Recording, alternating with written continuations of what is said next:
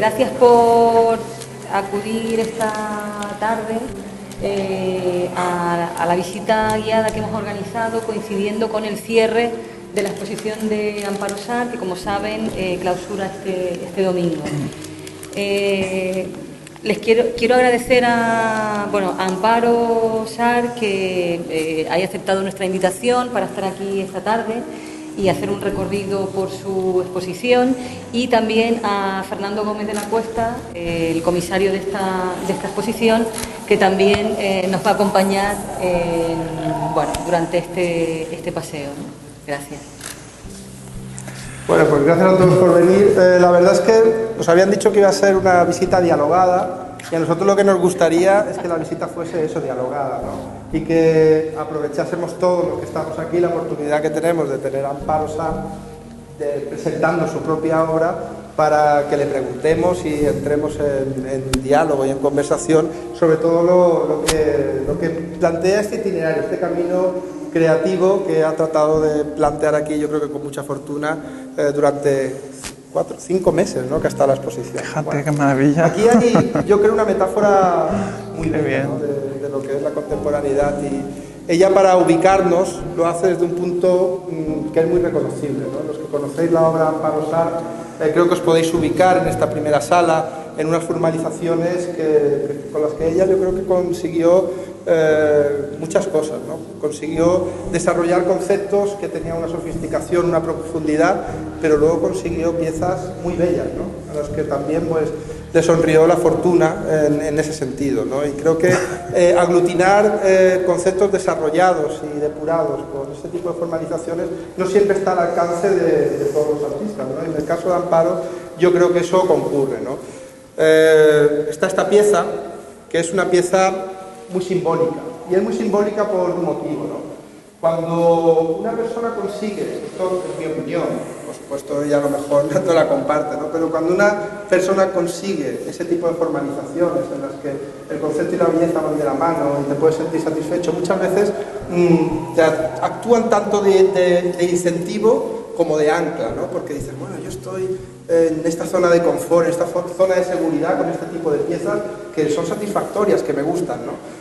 A veces quitarse ese ancla es muy complicado para los que sois creadores, los que sois creativos, y para los propios comisarios también en muchas ocasiones, ¿no?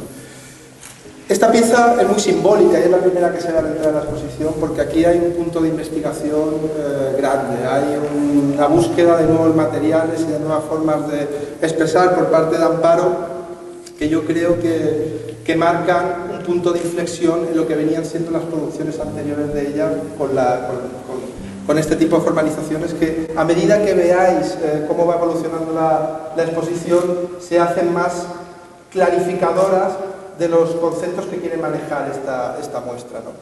Digo que se establecía una metáfora de lo que es la contemporaneidad porque Amparo siempre, a la hora de definir los conceptos con los que trabaja, trata de definirlos desde el desconocimiento. Trata de definirlos desde estas zonas de incertidumbre, de penumbra, en la que el propio concepto se vuelve difuso y no sabemos muy bien cómo tratarlo, cómo definirlo. Creo que la forma más certera de definir una cosa son desde los puntos de desconocimiento que hay alrededor, ¿no? Porque ahí puedes intuir los límites que se establecen. Ella lo hace, y lo hace muy bien en este recorrido. Y digo muchas veces la palabra recorrido porque es una exposición que se plantea en esos términos, ¿no? Veréis que a medida que vayamos avanzando en las salas, ella va planteando un grado más de esa metáfora en la que busca esos puntos de contacto, de conflicto y de simbiosis que hay entre la belleza y lo siniestro, ¿no? A veces las cosas más bellas están justo al lado de lo siniestro, ¿no? Y en esta exposición yo creo que queda muy patente.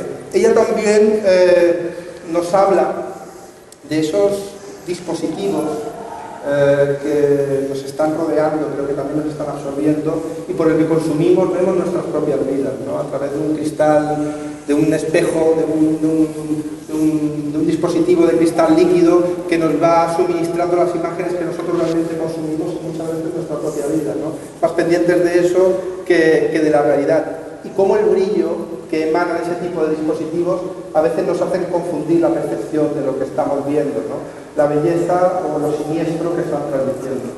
Yo creo que esa metáfora se resuelve muy bien en esta exposición, Y este tipo de exposiciones que tienen un grado de riesgo muy grande, porque el artista abandona las formalizaciones que eran recurrentes en él y que le suministraban la confianza, a lo mejor, ¿no?, para meterse en ciertas profundidades, pues tienen un doble valor, ¿no? Para mí, desde el punto de vista curatorial, ha sido muy emocionante poder acompañar a Amparo en este proyecto, porque ese proyecto era un proyecto de pionero, ¿no?, de explorador por el bosque, ¿no?, por ese bosque en el que vamos apartando las manos para encontrar esos claros, ¿no?, que era realmente lo que, no sé si lo que buscábamos, ¿no?, porque de una manera así un poco zambranesca, casi los claros del bosque vienen a nosotros, ¿no?, a medida que vamos recorriendo todo el camino. Y eso es muy bonito porque ese punto de novedad, de experimentación, de riesgo y sobre todo de incertidumbre, no saber qué va a pasar en el siguiente paso, lo hace todo muy emocionante. Además, yo soy un comisario que no desdeña la parte emocional del asunto, ¿no? Y en este caso concreto, a mí esta exposición, cuento una especie de intimidad, ¿no?, pero creo que, bueno, como estamos casi en familia, me la vais a perdonar. Me acompañan unos momentos vitales que también han estado muy cerca de lo bello y lo siniestro, ¿no? Está bordeando ese punto de conflicto en el que a veces, por suerte o por desgracia, nosotros sensibles nos movemos, y en cierta medida ha sido como un doble viaje, ¿no?, un doble viaje muy emocionante que este fin de semana culmina, y la verdad es que para mí con cierta tristeza, ¿no?, a pesar de que, bueno, entendemos que los ciclos tienen que ser Tienen que cambiar. Simplemente quería introduciros eso para que podáis disfrutar ahora de Amparo y de la explicación de todas sus piezas. Muchas gracias. Gracias. No, pues yo creo que lo que ha dicho Fernando como introducción está muy bien. Yo voy a dar todavía un pasito más atrás para explicar las obras pequeñas conocidas, las obras que se conocían antes de hacer esta exposición, que eran, por eso hemos puesto esta línea aquí, porque era una especie de prólogo para que si había una oportunidad como esta pudiéramos explicar de dónde viene todo lo que hay detrás, ¿no? ¿Cómo es posible que haya aparecido esto, que hay tal diversidad, que lo único que lo conecta es un concepto que sale de aquí prácticamente? Entonces yo normalmente desde el 2004, incluso antes, empecé a hacer este tipo de papeles que eran blancos con agujeros. Y lo único que fui haciendo durante una cantidad de 10, 15 años, he estado haciendo este tipo de papelitos, pero probablemente había algo de zona de confort, pero en aquel momento para mí no lo eran, porque era una investigación que yo veía que iba evolucionando cada año, si no en la técnica, en el concepto, y si no en el concepto, en la técnica. Papeles que en un principio eran planos, pues luego iban cogiendo un volumen, luego conseguía que ese volumen, de alguna manera, el papel al doblarlo, conseguía una tridimensionalidad en el papel. Es decir, siempre había algo que me motivaba a continuar con esa técnica, ¿no? De tal manera que hubo un momento que ya no dio más de sí, ya había que salir del formato. Luego ya hice papeles en dimensiones grandes, pero el papel tiene una dificultad, y es que no tienes la rigidez para hacer estas dimensiones, no tienes esa capacidad de hacer tridimensionalidad, no tienes todas las posibilidades que te aporta, por ejemplo, las nuevas tecnologías que veremos luego. Entonces llegó un momento que empecé a investigar diferentes técnicas. Mientras iba en ese recorrido, mientras iba descubriendo nuevas posibilidades, nuevas técnicas, nuevos medios, el concepto de mi trabajo también iba cambiando un poco. Porque cuando yo trabajaba en el principio con este tipo de obras, yo tenía una fórmula que me iba de maravilla cuando iba a las ferias internacionales y esto, para explicarlo rapidito, ¿no? Porque viene un coleccionista, ¿esto qué? Esto y esto. Con 3 pasos lo decías todo. El primer paso era, ¿qué es lo primero que vemos? Lo primero que sorprende, la técnica, ¿no? El primer paso que ves, lo que ve prácticamente todo el mundo es la técnica, papeles perforados, ¿no? Qué raro, en vez de un lápiz, este artista hace agujeros. Evidentemente hay un concepto, hay una historia detrás, no vamos a entrar porque si no acabaríamos. El segundo paso es la excusa del artista, la historia que está contando algo ahí dentro, ¿no? Ese sufrimiento o ese dolor psicológico o esas historias que van haciendo que el artista pueda contar algo, ¿vale? Este sería el segundo paso, pero el interesante para mí es el tercer paso, que no todo el mundo es capaz de ver. Y para mí es importante contarlo para que entendáis de qué va esta exposición y para que entendáis hacia dónde fue el desarrollo de toda la teoría que iréis viendo aquí. Este tercer paso habla de las emociones, de un lenguaje siniestro, bello, de un lenguaje que va más allá de lo que te cuentan las imágenes que conocemos. Entonces empezamos a ver imágenes subliminales, como por ejemplo brazos que al meterlos dentro del agua pues hay una refractación, con lo cual el cerebro lo que ve es un brazo cortado o un brazo deformado. Hay muchos escritores como Eugenio Trías, Freud, que hablan de qué es lo siniestro, cuando sentimos ese significado de siniestro. Pues cuando nuestro cerebro ve esa confusión entre algo que puede parecer objeto y en realidad está vivo o viceversa, nos transmite esa sensación. Y este era el origen de todo, ¿vale? Entonces, a partir de ahí, en estos cuadros pequeños, el único cambio que hay con los trabajos anteriores es que intenté que ese material esté también trabajado no como un dibujo, no como una referencia, un referente dentro del dibujo, sino que el material, el papel en sí, forme parte del dibujo. Entonces vemos el papel deformado, papel deformado, agujereado, el agujero pasa de servir para dibujar a formar parte de la obra, ¿vale? El agujero no como dibujo, como lápiz para dibujar, sino el agujero como un elemento que forma parte de la obra, ¿vale? Y eso nos da paso a la siguiente obra, ¿vale? Aquí no solo vemos un gran formato, también vemos como el agujero se prolonga, aparecen unas ramas que aportan unas sombras, una tercera dimensión, que puede estar explicando qué es lo que está detrás de la obra. Lo veremos mejor en la siguiente sala. No, bueno, aquí en estos dibujos que son referenciales, es verdad, pero sí que hay una incorporación y como muy bien dice Amparo, deja de utilizar el punto para marcar líneas, esas líneas, marcar dibujo, para que el agujero cobre autonomía por sí mismo y se convierta en un recurso expresivo per se.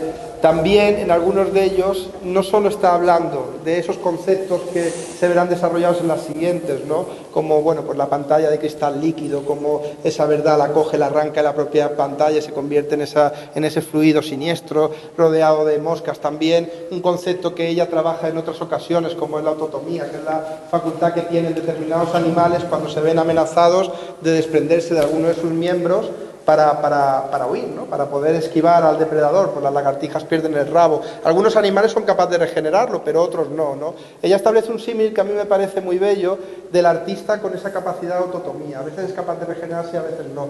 Pero cuando se desprende de una obra, esa obra sigue siendo parte de ella. A veces lo hace para dar ese alimento al público, ¿no? Para decirle, bueno, aquí tienes, en una exposición muy grande que tiene el artista cuando se desprende de ese tipo de piezas. Y a veces es capaz de regenerarse y a veces no es capaz de regenerarse, ¿no? Eso está presente en estos motivos y también ahí hay cierto avance y también precede a lo que vamos a ver en las siguientes salas. Sí, veréis que si vais pasando por aquí luego, cuando tengáis más tiempo, veréis esa pequeña sutilidad, ¿no? De cómo no solo tenemos el dibujo, como hacía anteriormente, sino que el papel empieza a formar parte, con lo cual lo que era un retrato se acaba convirtiendo en grietas que se convierten en el papel. Entonces el papel en sí forma parte del dibujo, no solo como soporte, ¿no? Sino que va haciendo esas grietas que confunden el cuerpo con el soporte, con el material. La materia en sí resulta importante. Aquí los dibujos, como lo que decía antes, no solo dibujan, sino que además perforan el cuerpo. ¿no? Y ves como ella hace, ya participe los dibujos de la obra porque los está mirando, ¿vale? Veréis que hay prismas, todos los referentes que están aquí, la escafandra, el prisma, tienen un significado dentro de toda esta exposición. Y los iréis viendo más adelante a medida que vayamos pasando. El tema de la visión, de cómo los monitores, las pantallas del ordenador hacen de tamiz, que no nos dejan ver lo que está realmente pasando, que se está muriendo gente de hambre, que están los inmigrantes que se están muriendo también por el camino. Y nosotros estamos delante de la pantalla del ordenador o de la televisión, de las noticias, y no pasa nada, ¿no? Es como si no viéramos nada.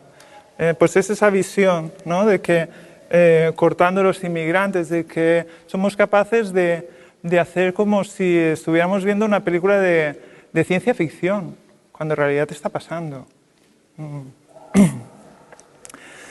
El tema de recortar las formas de las figuras que aparecen en el monitor lo veremos un poquito más adelante. En los papeles blancos, durante muchísimos años, me servía para explicar a la gente y para explicarme a mí misma y para darme ideas de siguientes series. Me servía a explicar que se trataba de un velo, de que el papel blanco era como un velo que hacía posible ver lo siniestro y desagradable que había detrás del cuadro, porque en realidad si tú ves un brazo amputado con agujeritos blancos, no es lo mismo que ver un brazo amputado con sangre delante de ti, ¿no? Entonces, esa metáfora del tamiz que veremos más adelante, hace mucho tiempo que la iba utilizando yo ya con los papeles. Entonces eso me dio pie a sacar esta serie de los refugiados, ¿no? Combinando el tamiz de lo que hay detrás de los papeles blancos, que de repente sale por los agujeros de los papelitos blancos, ¿no? Y hay una lucha de esas sombras siniestras con el papel blanco, esa lucha de capas del blanco y las sombras, ¿no? Que supuran por los agujeros, es lo que nos estamos encontrando ahora. Entonces, cuando os he dicho antes que el papel dejaba de, el agujero, perdón, dejaba de formar parte de un lápiz o de algo, de una técnica que servía para dibujar, para formar parte, para pasar a ser referente en sí de la obra, me refería a esto precisamente, ¿vale? El agujero sigue apareciendo, pero simplemente para dejar caer todas estas sombras que están en la parte de atrás. Esta lucha de las sombras interiores que tenemos todos, las luces y sombras que tenemos. En realidad son screenshots, que son pantallazos de refugiados. Estamos hablando de las nuevas tecnologías, de todo lo que nos estamos tragando con los telediarios, las informaciones que vemos constantemente por todas las nuevas tecnologías y no hacemos caso. Pues estamos repitiendo otra vez el mismo discurso. Una pieza que yo creo que sirve de nexo muy evidente con la siguiente sala, es justo la que tenéis aquí detrás. Tiene algo de musa dormida brancusiana, ¿no? pero alejándose un poco del tema de la inspiración, lo que hace esta pieza es dejar en evidencia que no podemos con los estímulos ni con la cantidad de imágenes obscena, con la exagerada cantidad de información que se nos suministra y bueno, pues la cabeza termina rompiéndose y dejando salir todo eso que realmente no hemos podido absorber. Hay un cambio de iluminación a partir sobre todo de esta primera sala y las ulteriores, porque deja de haber esta luz general, ¿no? que creo que es la luz que nos está sobrecogiendo, ¿no? Si hay a lo mejor algún sobrecogimiento ahora, no es tanto el sobrecogimiento ante lo sublime y lo natural, creo que eso ya casi... desgraciadamente tenemos esa iconografía como muy asumida y muy vista. Ahora realmente creo que lo que nos sobrecoge es la cantidad de información y de estímulos que que se presentan delante de nosotros y la imposibilidad de abarcarlos, ¿no? Es realmente descomunal y eso nos hace sentir esa pequeñez que el hombre romántico sentía ante otro tipo de estímulos, ¿no? Vivimos sobrecogidos ante un marasmo de comunicaciones, de informaciones y de nervios, de prisas y de velocidad, ¿no? Es una vorágine prácticamente inasumible. A partir de esta sala la luz se convierte en una luz puntual y nos indica cosas. Aparta lo que al artista no le interesa o no considera significativo y nos dirige la mirada hacia puntos concretos, porque a veces la única manera de profundizar realmente en los temas es pararse, aplicar esfuerzo y descender a la profundidad, ¿no? Intentar escarbar un poco con las manos, volver a las manos y volver a escarbar en la tierra, pues para conseguir otro tipo de resultados y otro tipo de comuniones, ¿no? Con los conceptos y también con las personas, ¿por qué no, no?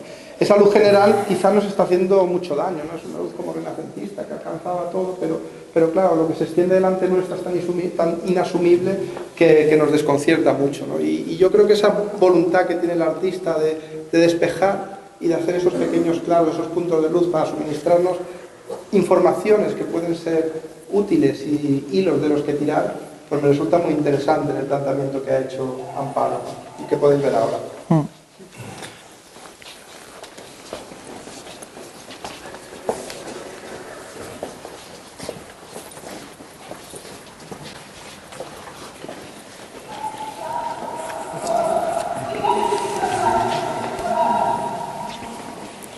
Bueno, aquí hay dos temas de los que se puede hablar. Uno quizás no sería necesario, porque es algo... a veces los artistas nos inventamos nuestras historias y nuestras teorías que probablemente no tienen ningún sentido y otras veces sí, otras veces son mágicas, ¿no? Cuando ves que estás trabajando con una técnica muy refinada, por llamarlo de alguna manera, que no ensucias, que está todo controlado, como son los primeros agujeros, papel blanco, de repente llega la masa, ¿no? Una materia viscosa que parece que está viva, pero no lo es una materia, ¿no? Entonces piensas, ¿cómo es posible que yo pase de esto a esto otro y me sienta igual de tranquila? Entonces analizas el porqué de todo esto y te das cuenta de que evidentemente yo siempre he hablado de un lenguaje siniestro en mi trabajo, ¿no? De esa confusión que hablábamos, de esos cuerpos deformados, de esos cortes, de esas confusiones entre animales, cuerpo humano. Entonces, eso está muy cargado de siniestro, hay muchísimos escritores que hablan de eso, ¿no? Entonces, de repente entras en otra historia, que es otro lenguaje, que no está jugando con lo que cuentan los referentes o los objetos que estás metiendo dentro, sino que es la materia viva en sí que está transmitiendo lo mismo. Entonces haces una interpretación, una reinterpretación de lo que tú estabas haciendo y dices, vale, si hoy en día las nuevas tecnologías sabemos que están cargadas de siniestro por la confusión real y ficción, ¿no? Por lo desconocido, por cómo lo sensorial, esa sensorialidad transmite más que el significado de las imágenes. Hoy las imágenes no significan nada. Copiamos, pegamos, trasladamos. En realidad, el crucifijo, por poner un ejemplo muy claro, no significa lo mismo que hace 2 siglos, por ejemplo, ¿no? Pues en menor medida hagamos lo mismo con las imágenes. ¿Qué ha pasado? Pues que las nuevas tecnologías de alguna manera están haciendo que lo sensorial, están permitiendo que lo sensorial sea lo que transmite más que el significado de las imágenes. Lo emocionante, lo sensitivo, lo sensorial, es lo que tiene la trascendencia, la importancia, lo que nos mueve. Entonces, dicho esto, lo que se me ocurrió es, pues si las nuevas tecnologías lo que nos dan es esa confusión entre real y ficción y nos aporta ese siniestro, esa materia, cuando de repente parece que está viva, que le crece por los ojos, que sale por los agujeros, que vemos que está desbordando de la cabeza, ¿vale? Que es una materia que es objeto pero que está vivo. De alguna manera, esa confusión entre materia viva o materia muerta, o mejor dicho, materia muerta o ser vivo, esa confusión nos transmite ese punto de siniestro que vemos en todas las salas, ¿vale? Entonces, es un poquito complicado de entender, pero hay una conexión en todo ello, ¿eh? Entonces, las dimensiones también están lo mismo, es como una materia que sale de la pared. En este caso, no viene justificado. Esto hace más referencia al título. El título se llama Luz de la sombra del tiempo y en realidad te está hablando de la percepción visual, ¿vale? De esa, no solo de las nuevas tecnologías, sino de esa diferencia de espacio-tiempo entre que vemos algo, lo percibimos y lo interpretamos. Hay una diferencia de espacio-tiempo que desencaja las cosas, ¿vale? Entonces, con ese guiño, cuando la materia va jugando a su antojo, estamos dentro del punto siniestro otra vez, ¿eh? Es repetitivo. Por eso veis aquí que las esculturas, tanto esta como la otra, que se llaman inteligencia emocional, la materia, la masa viva o que da esa sensación, es lo importante, ¿vale?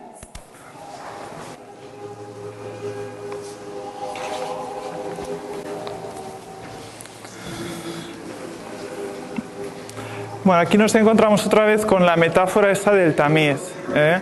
Las imágenes estas representan, las piezas estas representan los monitores, las formas que nos encontramos en los monitores de esta gente que sufre, los inmigrantes, de las hambrunas, de todo lo que vemos a través de la televisión, que es terrorífico, ¿vale? Los vídeos, hay 3 vídeos que hablan de toda esta problemática mundial que está pasando hoy en día, desde el Brexit hasta los inmigrantes, hasta Trump, Merkel, etcétera, etcétera.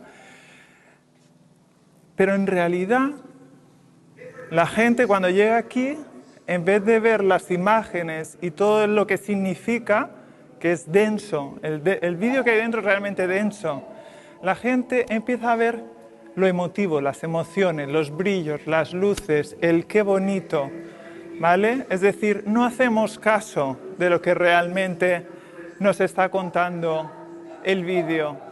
Al final, cuando estamos aquí solos, nos ponemos a ver toda esta belleza exagerada que se crea a través de el paso de la luz por el monitor y quedarse reflejada en la pared, ¿vale? Pues se intentaba eso, buscar que el espectador no haga caso del vídeo, no sepa si realmente el que está hablando es culpable o no, o víctima, de si realmente tiene la razón el señor que está criticando a todos los inmigrantes defensor del Brexit, o si Trump tiene razón o no en contra de Merkel, o si la señora esta de Grecia, que se está quejando de que los inmigrantes están invadiendo su zona, ¿es ella la que sufre o son los inmigrantes los que sufren? No nos importa, no lo acabaremos de ver. Perderemos el tiempo viendo las luces. El vídeo Haupunkt es la única pieza que no está hecha ex profeso para esta exposición, pero pensamos, tanto Fernando como yo, que era importante colocarla aquí porque el origen de todo vino de este vídeo, las luces y las sombras y todo lo que significa. En este vídeo veréis desde el principio cómo una masa gris empieza a crecer en un paisaje. Entonces el espectador lo que está haciendo es simplemente contemplando un paisaje. A medida que va pasando el vídeo, veréis cómo la masa gris va captando la mirada del espectador. Y en vez de ver el paisaje, al final está viendo la masa gris. Y llega un momento que la masa gris, que es blanco y negro, luces y sombras, por culpa de un reflejo sobre un cubo de metacrilato, la imagen se desdobla. De tal manera que hace una imagen de test de Rorschach. ¿Sabéis que es cuando vais a un psiquiatra, os pone eso delante para ver qué es lo que tenéis vosotros dentro? ¿Vale? Entonces pasáis de ver un paisaje exterior y el vídeo os lleva a ver un paisaje interior. Hay gente que ve hombres, caras de hombres, vaginas, ves muchísimas cosas, ¿no? Entonces, en vez de ver un paisaje, estás viendo dentro. Este punto de conexión entre luces y sombras nos une a la siguiente sala, porque esta imagen de luces y sombras es la que se proyectará sobre los árboles. En la siguiente sala, yo creo que es mejor que lo hablemos aquí, porque allí no se podrá. En la siguiente sala veréis como eso que hemos estado hablando antes de que la imagen en sí deja de transmitir, de significar. En esta propia sala lo veréis porque no hay ningún significado, no hay ninguna imagen proyectada, solo hay 3 árboles, 3 formas de árboles y luces blancas y negras para transmitir esa grandiosidad y esas emociones que todavía se multiplican más con el sonido de Cristóbal de Morales, los cantos que estáis escuchando de Cristóbal de Morales, porque a todos nos recuerda recuerdos del pasado que los asociamos de alguna manera a pues cosas que cuando éramos más jóvenes a lo mejor éramos más creyentes o nos teletransportan a unas emociones que lo único que se pretendía es exagerar, ¿vale? Lo emotivo, lo emocional, ¿vale? Ahí, bueno, este vídeo que realmente antecede a todo este proceso creativo y que tiene esa parte de semilla, Amparo y yo nos encontramos para hacer este proyecto en el Museo Barjola, ¿no?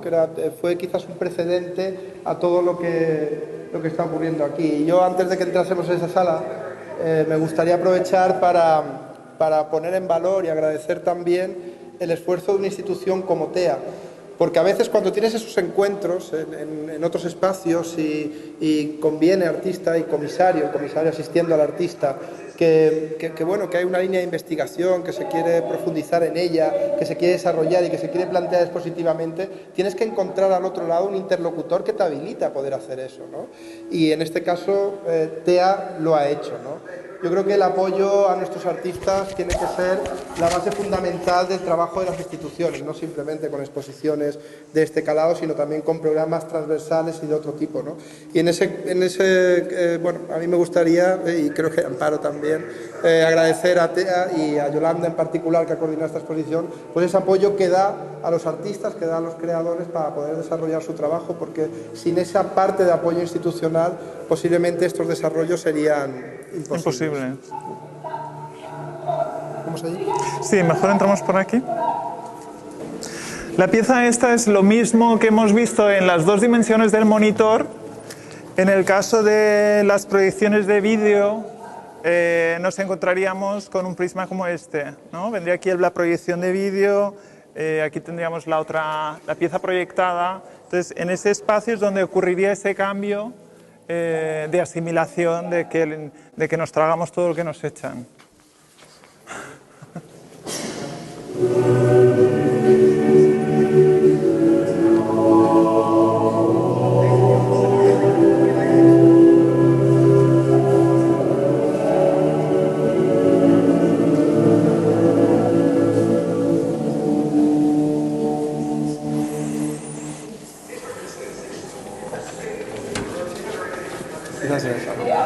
Gracias a todos por venir, un verdadero placer. Gracias.